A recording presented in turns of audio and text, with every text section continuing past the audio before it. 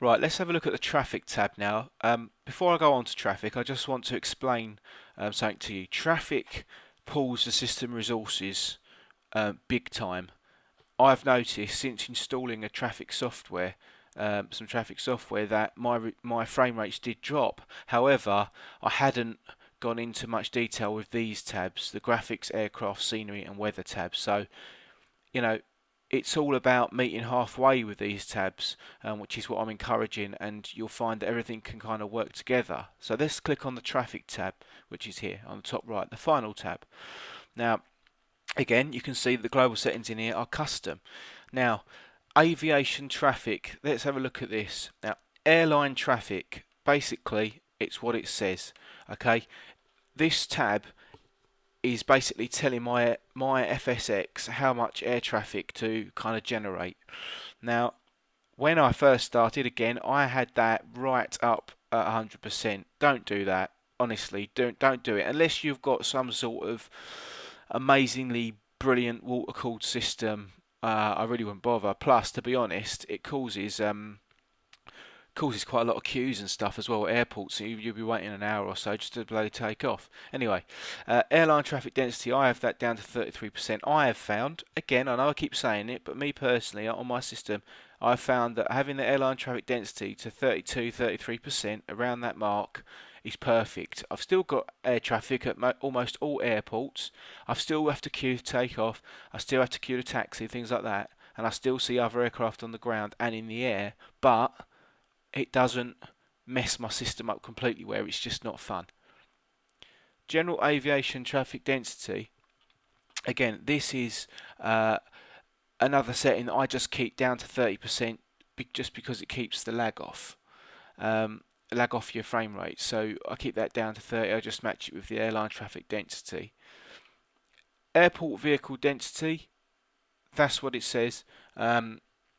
It's about the vehicles that are on the ground at the airport. Now, they really do kill your frame rates, trust me. I've had that up to the top, and I had that up to the top for quite a long time actually, and I didn't even think about doing it. Then I read something somewhere else, I can't remember where, so I'm sorry about that to the person whose stuff I read, but I turned it down, and it really did make a difference. Now I want some airport vehicles because it makes it, the whole experience a bit better, so I didn't have it kind of none or minimum, I just kept for low. Again, you try it what works for you, but I wouldn't really recommend going over that unless you've got a fantastically great water cooled system really. Aircraft labels, now this doesn't really make any difference at all to be fair, but I'll cover it anyway. When you see other aircraft on the ground, in the air, or any other aircraft anywhere else, don't know where else they'd be, crashed or something, it will show a label of kind of what it is with this information in small text above the aircraft. You've probably already seen that anyway. You can actually, tick which information you want, and it will intermittently change between these, so manufacturer, model, etc. It's just a matter of choice with them ones and what colour, etc. So and it cycles over this time, so for every second it will change to each one. It's simple, it doesn't do anything for my frame rates.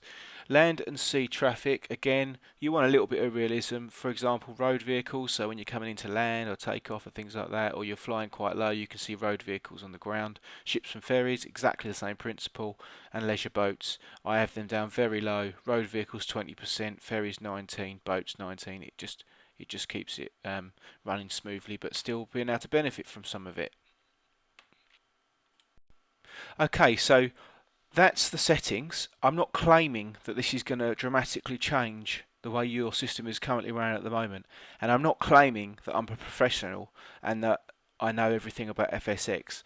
I just want to reiterate the point that these are the settings that I use, and I've used other people's videos on YouTube and reading on various forums and things like that on how to achieve, the optimal settings on my system. So what I wanted to do is I wanted to return the favour to the community and just share what my settings are, because hopefully, you never know, this may help you out or someone else down the line. Okay, so I don't claim to be brilliant and know everything about all these individual settings, but this is working for me. So let's just look at the overview just quickly.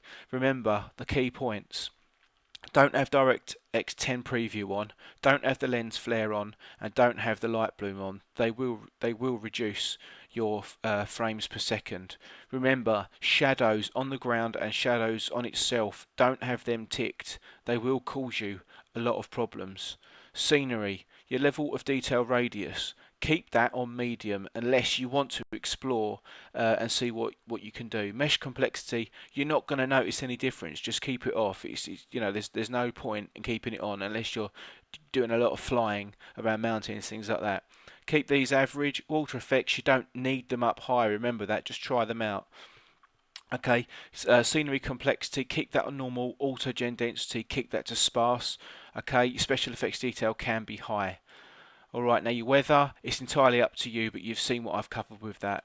Traffic, don't go overboard with your traffic. Try them out, see what each setting you like, and you can see for yourself the difference. But these are the settings that I've gone with.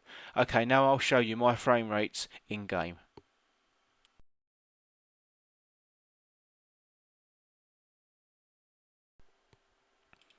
Okay, so let's go into Microsoft Flight Simulator. Now you can see that it's actually paused, but if you look in the top left, you can see the frames per second is bouncing from kind of 90 up to 108 sometimes. It's just bouncing really fast. Now it is paused. I've turned the sound off so you can hear me. Now let's unpause it, and you can see now the aeroplane's flying. It might be a bit slower due to the recording software on your screen, but I can tell you that it's still kicking out about 68 frames per second consistently.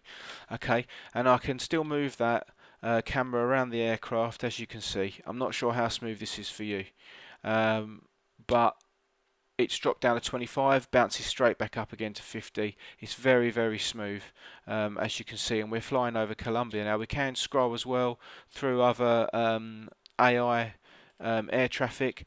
As you can see, here we go, we've got a Learjet here. It's flying over Colombia. That's actually on the shoreline as well. You can just make out the waves crashing down there. Again, photo real scenery in FSX, that's stopping at 30, between 30 36. And that is on an AI aircraft, and that is running very smoothly indeed. And don't forget, you're getting kind of 28 to 38 frames per second, and your graphics aren't turned up to the highest that they could possibly be.